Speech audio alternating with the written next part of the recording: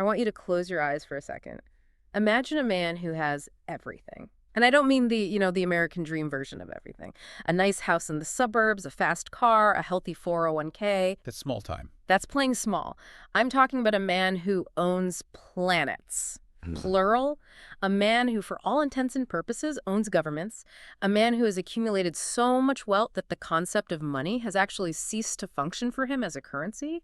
It's just, I don't know, a tool, like a hammer or a screwdriver. Yeah, well, you're talking about the kind of wealth where the concept of cost completely evaporates. It just doesn't exist for you anymore. Yeah. You reach a point where you stop collecting things like, I don't know, Renaissance art or rare gems because, frankly, it's too easy. It's boring. It's boring. You can just buy the museum if you want the painting. Yeah. So you start looking for something else, something truly rare, something living. Exactly. You start collecting people. You start transforming them into living, breathing statues that exist solely for your amusement. It is a terrifying concept, the ultimate commodification of human life, and it is the absolute beating heart of the story we are covering today. It really is. Welcome back to another deep dive. Today we are cracking open The Sea is Full of Stars by Jack L. Chalker. And this is a fascinating one to dig into because it sits at this really strange, dark intersection of genres. On one hand, you have this high-stakes space opera starships, aliens, galactic empires, the whole nine yards. Right. But on the other hand, it's a gritty detective noir, and then quite suddenly and quite violently, it just veers straight into psychological horror. It really does. It's got a vibe that starts out like an Agatha Christie mystery. Think Murder on the Orient Express, but on a spaceship. Yeah, exactly. Who did it? But it ends up like a fever nightmare you can't wake up from. It's unsettling in, I think, the best way possible for this kind of story. Right. And just to orient everyone, because context is really key here, this book is actually part of a larger saga called the Well World series. But the source material we are looking at today focuses on a very specific, contained narrative.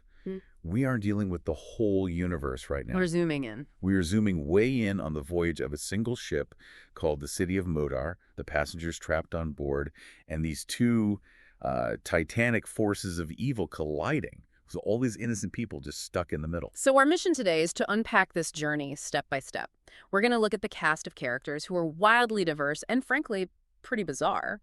We're going to analyze the absolute villainy of a man named Jules Walensky and really get into the philosophical nightmare of the neural net slavery that Chalker depicts. Because honestly, reading through the notes on that part, it stayed with me. It's heavy stuff. It is deeply disturbing. It challenges the whole idea of free will in a way that's very, very uncomfortable. But to understand how we even get to that point, we have to start with the setting. We have to start with the ship itself, the City of Modar. Right. Okay, so when I hear interstellar liner, I usually think, Star Trek, the Enterprise, or maybe The Fifth Element, sleek, shiny, luxury carpets, holodecks. But that is absolutely not what we are dealing with here, is it? Not at all. And this is such a crucial piece of world building that really sets the tone for everything that follows. The text makes a point of saying that the money in space travel isn't in passengers. It never is. It's in freight. It's in freight, always freight. So the City of Modar isn't a cruise ship. It's a massive industrial tug.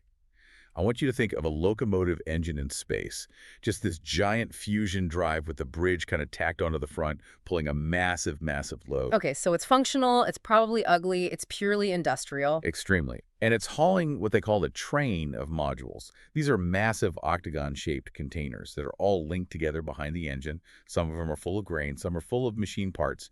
And then almost as an afterthought, you have a few modules designated for passengers. So it's essentially a freight train where you can, rent a boxcar? Pretty much. It's the spacefaring equivalent of budget airline, except you're in a cargo container. And this is where the setup gets really interesting, because in this universe, you can't just throw everyone in the same room. It's not like Star Wars, where, a Wookiee and a human and some tentacle-faced guy can all sit at the same bar and breathe the same air. No, physics and biology get in the way. You have oxygen breathers, you've got water breathers, methane breathers, ammonia breathers. They all need totally different environments to survive. So the passenger modules are segregated by biology. So you might be having a lovely dinner in the oxygen module. And right next door, through that wall, the module is filled with high-pressure salt water, or, a toxic gas that would kill you instantly. Which creates this incredible sense of isolation, even though you're all technically on the same train. You're physically separated by just a few feet of metal, but also by these deadly alien environments. You're close, but you're worlds apart. And that separation becomes a major, major plot point later on. But let's zoom in on the passengers in our little oxygen bubble. It is a true melting pot of the galaxy. It really is. Let's start with the aliens, because Chalker is known for creating some really distinct species. He doesn't just do the humans with funny foreheads thing. No, he really commits. So first up, we have the Rithians. The Rithians, okay. So for these guys, I want you to imagine a creature that is essentially snake-like, but with a multi-legged lower body. Almost like a centipede from the waist down, and a long serpentine torso and neck. That's a creepy image. It is. And they have these burning orange eyes. Visually, they are the stuff of nightmares. But culturally, they are incredibly sophisticated. They are very cultured, very polite, and they are deeply involved in the high-end gem trade. They're the money people. So you have this great contrast, scary snake people who are actually polite businessmen in suits, metaphorically speaking. Exactly. It plays with our prejudices right from the start. Then you have the Gildorians. Specifically, a character named Tatnakit. Now, this guy is one of my favorites in the lineup just for the sheer absurdity of the image. Okay, lay it on me. Visually, imagine a weasel. A small, furry, weasel-like being. But he walks upright, he carries a little purse, and he smokes this giant calabash pipe filled with narcotic herbs. A weasel with a purse and a pipe. It sounds like a character from, I don't know, The Wind in the Willows, but in space. But I'm guessing he's not just a cute mascot. Right? Oh, far from it. Gildorians have a venomous bite that can kill you in seconds. And Tatnakit is a fixer. In this universe, information is currency. He carries information for clients in a literal memory bubble in his neck. In his neck. In a little pouch in his neck. He's the guy you go to if you need to move something illicit or get intel on the black market. He's a hustler, through and through. And then, just to round out the alien contingent, there are the Malagisters. The muscle. Pure and simple. Elephantine, thick-skinned, horned, and just massive. They are basically walking tanks hired as bodyguards. They don't talk much, but they represent brute force. So if the Rithians are the brains of an operation, the Malagisters are the brawn. So that's our alien menagerie. It sets the scene of a busy, dangerous, diverse universe. But the core drama really revolves around the humans, and we have three very, very distinct protagonists here. Let's start with Angel Kobe. Angel is fascinating because she subverts a lot of the tropes we associate with religious orders in sci-fi. She's a nun belonging to something called the Tannanite order, but your typical idea of a nun, quiet celibate, removed from the world, praying in a cloister, that just doesn't apply here at all. Right, the source text mentions they believe in being fruitful. Exactly. They're definitely not celibate. Their order believes in experiencing life, in propagation, in being part of the universe, not separate from it. And Angel is tough. She's naive in the ways of the galaxy. She's clearly lived a sheltered life in the convent, but she's highly skilled in martial arts and has this incredible, almost psychic intuition. And visually, she's really striking because she's naturally hairless. Wait, naturally hairless, like completely, no eyebrows, nothing. Yes, it's the genetic trait of her people. She wears a wig to blend in with normal humans because she doesn't want to stand out, but underneath that wig, she's completely bald. It just adds to her distinctiveness. And she's traveling to get married, isn't she? To a man she's never even met. Correct. It's an arranged situation. She's on the ship, traveling to meet her betrothed, so she's very innocent in terms of, romance or street smarts. She trusts people way too easily. But spiritually and physically, she's incredibly disciplined. She's a warrior monk who just hasn't seen a real war yet.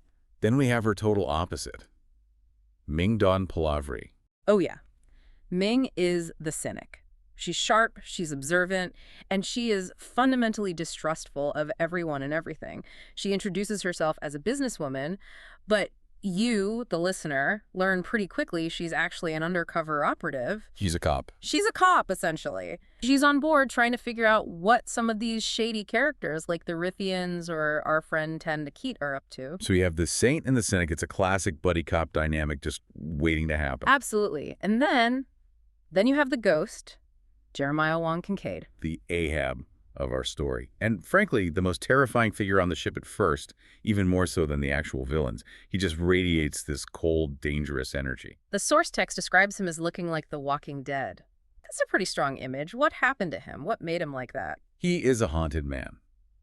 And to understand Kincaid, you have to look at his backstory, which is tragic on a Well, on a planetary scale. This isn't just my wife died in a tragic accident. This is something else entirely. Set the scene for us. 60 years ago, he was a young naval officer.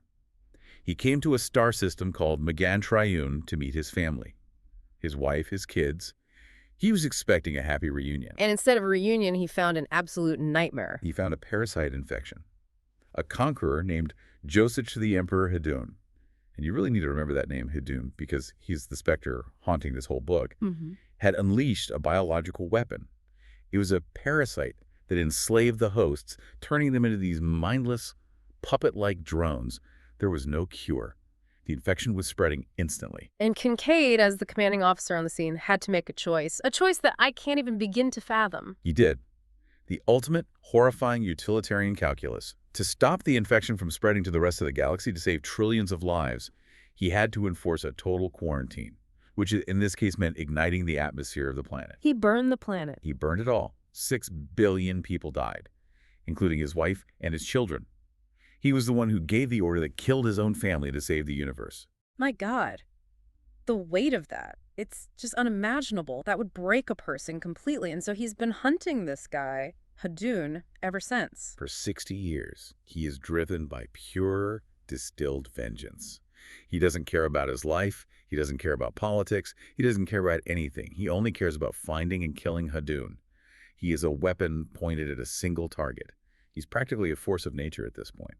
Wow. Okay, so you have a naive nun, an undercover cop, and a vengeful captain who has committed genocide. That's our hero team. And opposing them, we have the third party, the man I mentioned in the intro, Jules Walensky. The king. Walensky is a crime lord, but even that term feels way too small for him. He operates like a sovereign nation. He's so far above the law that the law is just a minor inconvenience to him. And he collects everything, art, gems, technology. And as we're about to find out, he has a taste for the truly unique. And he has his nephew with him, right? Ari Martinez? Ari is absolutely vital to understanding the themes of this story. He's our lens into the banality of evil, to borrow Arndt's phrase. He introduces himself as a management consultant, a fixer. Sounds harmless enough. He seems friendly, charming, totally normal. He hits it off with Angel and Ming over dinner. They laugh, they share stories. But he works for Walensky.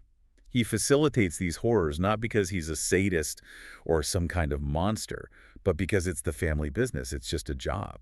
Which makes him almost more dangerous than the overt monsters, because he normalizes it. He puts a suit and a friendly smile on it. Precisely. He's the guy who signs the paperwork for the atrocities. He's the bureaucracy of evil. Okay, so the stage is set. We have our cast. We're on the city of Modar, this industrial tug. We're deep in space. And then, suddenly, everything stops.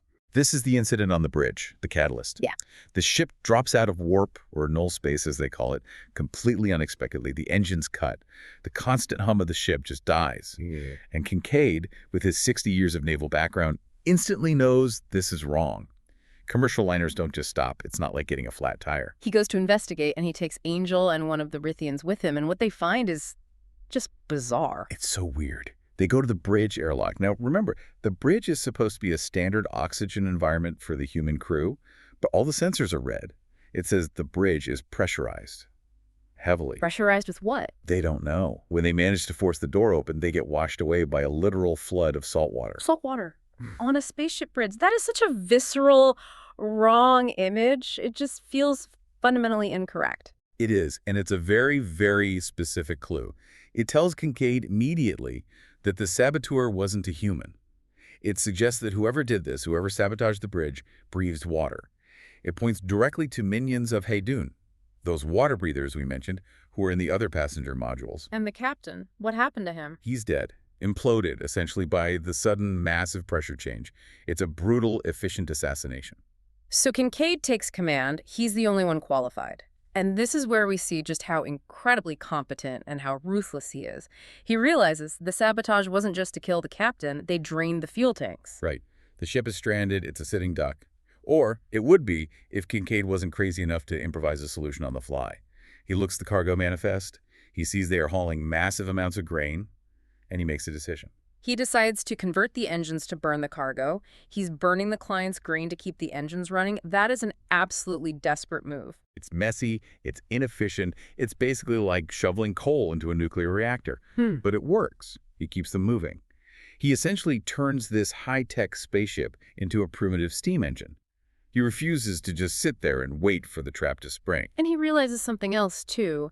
There's a rescue signal that starts coming in. A ship claims to be nearby, offering to help. But Kincaid refuses to stop for it. Why? Because he knows it's the trap. Yeah. He's put the pieces together. He deduces that this entire setup, the murder, the sabotage, the convenient distress call, it's all theater. It's a transaction. Someone on this ship is selling something to Hadun. The breakdown was staged to allow the transfer to happen in deep space, away from prying eyes. And the source material mentions the jewels of the Pleiades. Yes, these are legendary gems, missing for a century. Think the Hope Diamond multiplied by 1,000. They're priceless. Kincaid figures out that Wolinski is the buyer. Wolinski is trading some kind of secret weapon to Hadun, and in exchange, Hadun is giving him these priceless, legendary jewels. So the city of Modar was just the meeting place. A neutral ground, a back alley for a drug deal in space, and all the passengers are just collateral damage. And Angel actually gets confirmation of this theory from our weasel friend, Tanakit. She does. She confronts him. And honestly, this scene is great because Tanakit is utterly terrified of her. She's this bald, intense, martial artist nun, and he's a tiny weasel. She physically intimidates him, and he just spills the beans. He confirms that Wolinski is the king of the underworld and that a massive deal is going down. So Kincaid's plan is now clear. He's not stopping. In fact, he's going to crash the party. He plans to use the confusion of the meeting to board the enemy ship and finally kill Hadun. It's a suicide mission, essentially. He knows the city of Modar is doomed. He's accepted that. But he's not a complete monster. He orders Angel to get the innocent passengers, the ones who aren't part of the deal, to the lifeboats. He wants them off the ship before the shooting starts. This feels like the classic heroic moment. The music swells, the women are loading the boats, they're saving the civilians, they think they're safe, they found an ally. And that is exactly where the narrative pulls the rug out from under you and from the characters. Angel and Ming are at the lifeboats, ushering people on, and they run into Ari Martinez. Their friend. Their dinner companion. They think he's there to help them escape. It shoots them. He shoots them, point blank. But not with a lethal round. Yeah. He uses a stunner. He knocks them out cold. Why? Why not just kill them? If they are witnesses to this massive criminal conspiracy, just eliminate them. Because Ari is efficient, and his uncle, Jules Wolinski, is a collector. Ari knows his uncle collects things. Rare things. A bald Tananite nun who fights like a demon, a sharp, cynical undercover operative. They are unique specimens. Ari knows his uncle would hate to see them wasted by just killing them. So he captures them, he bags them like trophies. This whole scene just dissolves into chaos. Wolinski, Ari, the Rithians, and the Maladjusters, they all hijack one of the lifeboats. They throw the unconscious Angel and Ming inside, and they also grab Tanakit, the Geldorian, as a prisoner. And just as their lifeboat launches, a warship appears out of nowhere. A Pazir-class vessel. This is Hadun's muscle. And without any warning, it just destroys the city of Modar. Vaporizes it completely. So the ship is gone. Kincaid's plan seems to have failed spectacularly, and Wolinski's crew is just floating there in their lifeboat negotiating with a warship. The trade happens. The Rithians, remember they're the brokers here. They tell the warship that the goods they were trading, and also Kincaid, are on Module 27 of the cargo train. The warship uses a tractor beam, grabs that specific module, and in return, hands over the payment. The jewels of the Pleiades. And Wolinski gets away clean. Just like that. He gets the jewels, he gets his new prisoners, and he heads for home. And this is where the story shifts genres in the most jarring way. We leave the space opera behind. We are now entering the horror story. Let's talk about Gravid 4. Wolinski's private estate. His personal planet. It's a dead world covered in ancient alien ruins, but he has this massive, self-contained, breathable compound built there. It's a museum. A trophy room the size of a city. And this is where Angel and Ming wake up. They're in an infirmary. And this description in the source material made my skin crawl. Tell us what happened to them. It's body horror of the absolute highest order. They haven't just been healed from the stun blast. They've been transformed. Their limbs, both arms and both legs, have been amputated. They cut off their arms and legs, just gone. Yes, and replaced them with these semi-transparent, plastic-like prosthetics. The text describes them as looking like living dolls or prototypes. Their skin has been treated somehow to look like shiny plastic. Their hair is removed or styled into these stiff, artificial shapes. And their eyes? Their eyes have been replaced with cameras, artificial lenses. The text says they look like they have tiny red lights glowing deep inside them. Walensky has systematically stripped them of their humanity on a visual level. He's turned them into toys. He wants them to look like objects because, to him, that's exactly what they are now. It's so grotesque because it's so aestheticized. He didn't just hurt them, he designed them. He has a look in mind. Right. Red and white aesthetics, hairless, perfect. Exactly. But the physical change, as awful as it is bad enough. The psychological aspect is so much worse. This neural net they're hooked into. Yeah. How does that work? They are wired directly into the house computer system. They are nodes on the network, just like the automatic doors or the vacuum cleaners. And what that means is they have lost all agency. All of it. So they literally can't say no. They physically cannot. If Walensky gives a direct order, walk across the room, pour me a drink, their bodies obey. It completely bypasses their conscious mind. But it's more insidious than just that. The computer stimulates a pleasure jolt, a massive, overwhelming rush of endorphins every single time they obey. And it inflicts intense pain if they even think about resisting. So he's conditioning them like Pavlov's dogs, but with their own brain chemistry. Exactly. He's reprogramming their biological reward systems from the ground up. The text mentions that they start to want to obey just to get that chemical hit. It creates this terrifying internal conflict between their conscious minds, which are horrified, screaming inside, and their bodies, which are now eager to serve. It's rape of the mind. I mean, there's no other way to put it. It's a complete violation of the self. And there's a bizarre side effect to this technology, isn't there? The telepathy. Yes. Because they're both hooked into the same local network, Angel and Ming discover they can hear each other's thoughts. It's a constant, silent conversation. Which is just heartbreaking. It is. It's their only solace in this entire nightmare. They can't speak freely in front of Walensky, but in their minds, they can comfort each other. They can warn each other. They share this unbroken bond in the middle of their personal hell. It's the only shred of their original humanity they have left. And Walensky even takes away their names. That's the final insult. He does. Angel becomes Alpha. Ming becomes Beta. He literally performs a search and replace command in their brains. He orders the computer to overwrite their self-identity. That is just chilling. A search and replace on a human soul. And Ari Martinez, he watches all of this. He discovers that this is a self-programming system. The more they answer to Alpha and Beta, the more their old personalities, Angel and Ming, are archived and essentially deleted. And Ari, despite feeling a flicker of guilt, does absolutely nothing. He's terrified that if he speaks up, his uncle will just add him to the collection. He's a coward, a well-dressed management consultant coward. He is the enabler. Yeah. Evil on this scale requires men like Ari to function.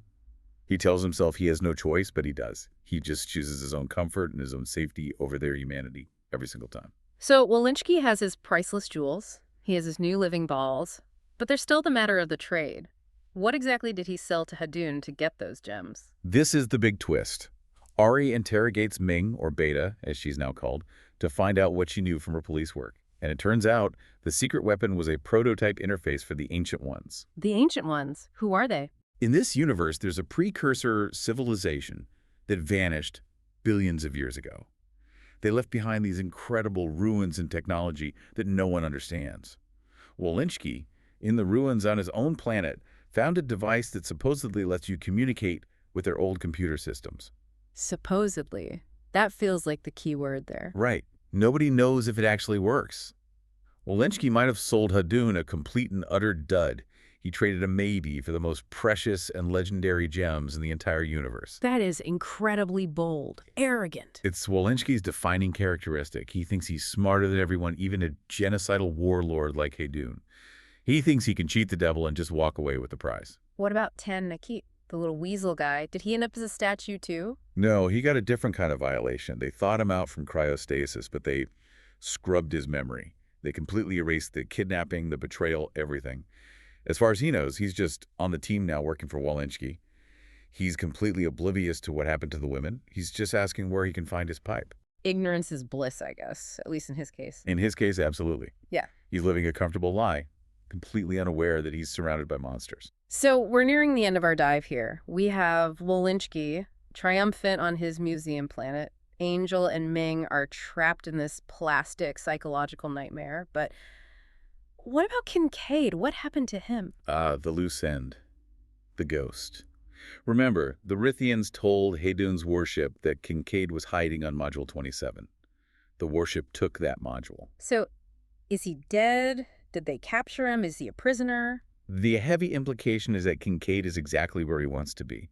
He wanted to be taken aboard. He used himself as a Trojan horse. He's now inside his enemy's ship, presumably armed and ready to unleash 60 years of hell. He didn't run away, he hitched a ride. Precisely. He's not trapped, he's hunting. He's 60 years closer to his ultimate goal than he was yesterday morning. He's a shark in their swimming pool. But there's one more eerie note in the source material before it ends. Back on Grabant 4, while Angel and Ming are staring out of the windows of their prisons serving Walensky.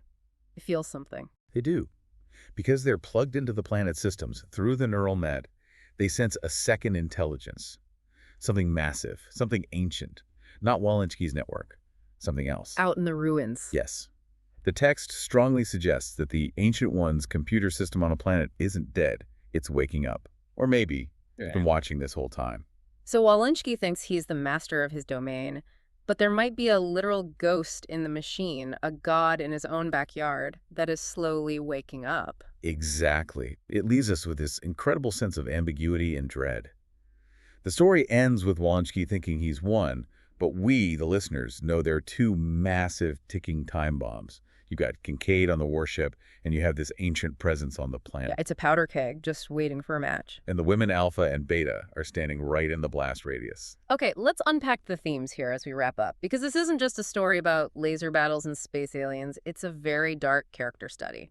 It really is. Yeah. You have this stark, fascinating contrast between Kincaid and Walensky.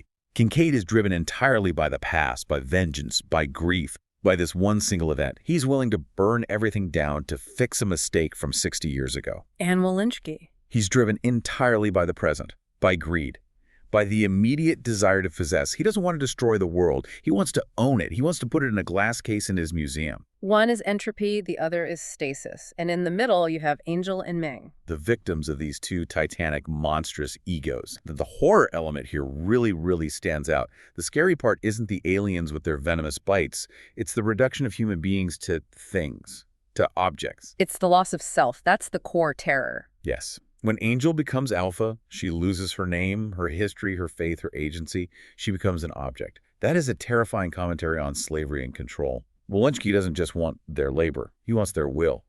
He wants to own their very souls. It reminds me of what you said about Ari. At one point, he asks Ming, would you leave if you could? And she says, no.